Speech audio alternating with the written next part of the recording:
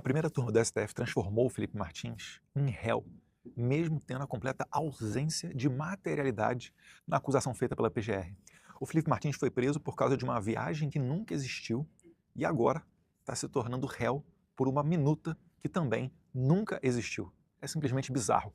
Acompanha que você também não vai acreditar na informação que eu vou te passar agora. Durante o julgamento para ver se aceitava a denúncia da PGR, o advogado do Felipe Martins, doutor Sebastião Coelho, desembargador aposentado, perguntou diretamente ao Alexandre de Moraes aonde estava essa tal minuta, que é a base para tornar Felipe Martins réu. Alexandre de Moraes só conseguiu sair pela tangente. Primeiro, ele tentou apontar a minuta encontrada na casa do ex-ministro da Justiça, Anderson Torres, que até hoje ninguém sabe o texto exato dela. Mas ainda assim, mesmo a PGR, sobre esse fato, diz que não tem qualquer relação nem com Jair e nem com Felipe Martins.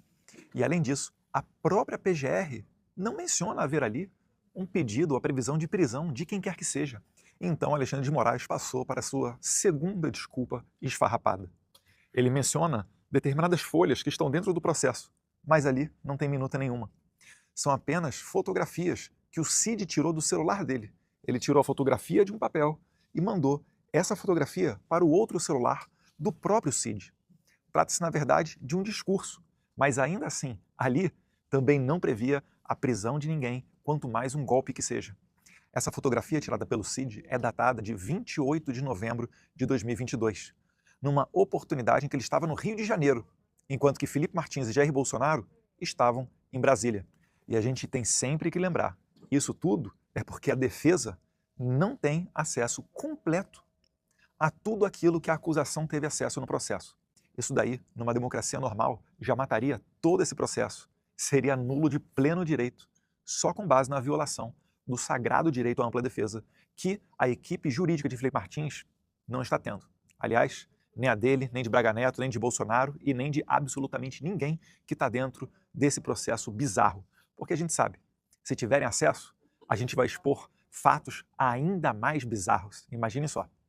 Mas retornando ao caso específico do Felipe Martins, né? Confrontado pelos advogados do Felipe, o Alexandre de Moraes não teve escolha a não ser admitir tacitamente que essa minuta, assim como a viagem para os Estados Unidos, também não existe.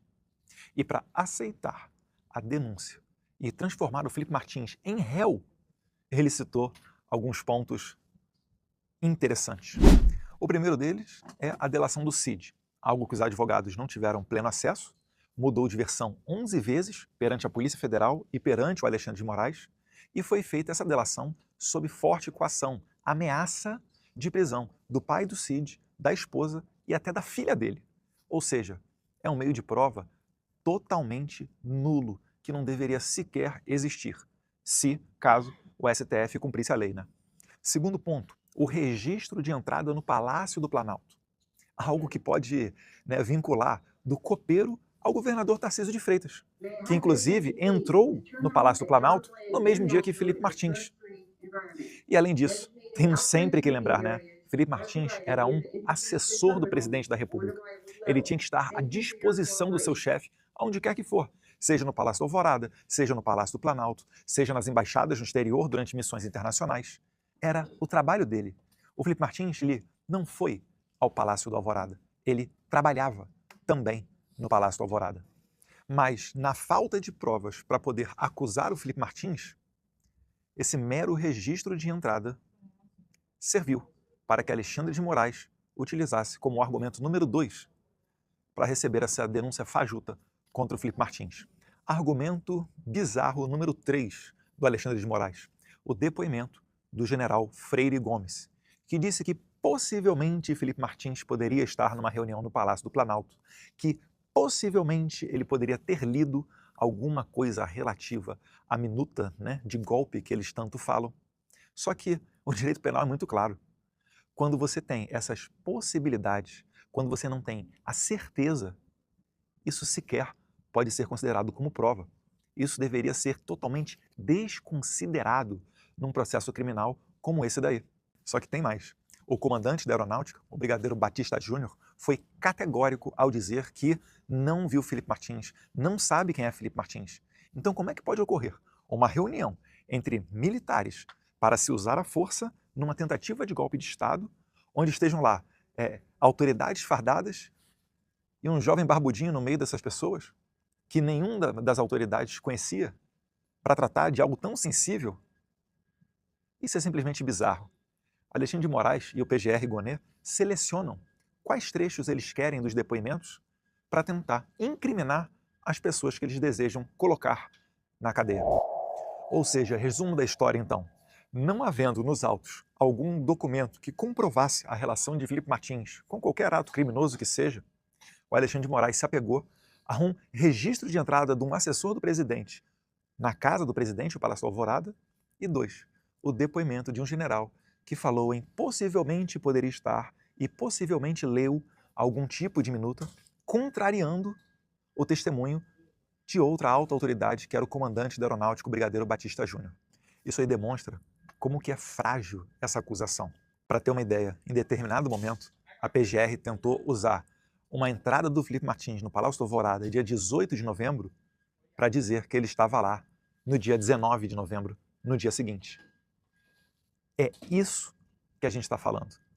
Não tem a menor possibilidade dessas pessoas terem um julgamento justo no Brasil. Alexandre de Moraes está violando absolutamente todos os direitos possíveis e imagináveis dentro desse caso do 8 de janeiro, porque ele pretende tirar Jair Bolsonaro da corrida presidencial de 2026. E ele sabe que as hipóteses de inelegibilidade que fizeram o TSE decidir que Bolsonaro não pode concorrer até 2030 são muito frágeis. E que na nova composição do TSE, Bolsonaro poderia tentar, com chances reais de sucesso, uma investida de registrar sua candidatura para 2026.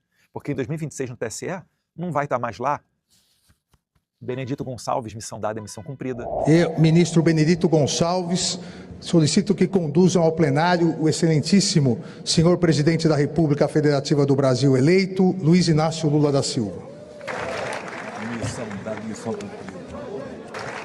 Missão dada, missão cumprida. Não vai estar mais lá Alexandre de Moraes, que faz aquele sinalzinho.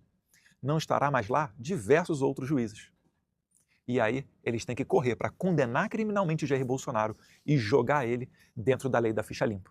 É por isso que eles precisam condenar o Felipe Martins, Anderson Torres e várias outras pessoas, essas centenas, mais de 400 pessoas que já foram condenadas nesse inquérito, nessa investigação, nesse processo do golpe da Disneylândia do 8 de janeiro.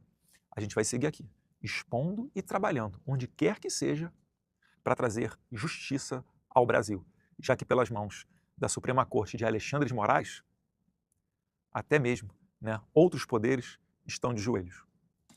Um abraço, fique com Deus.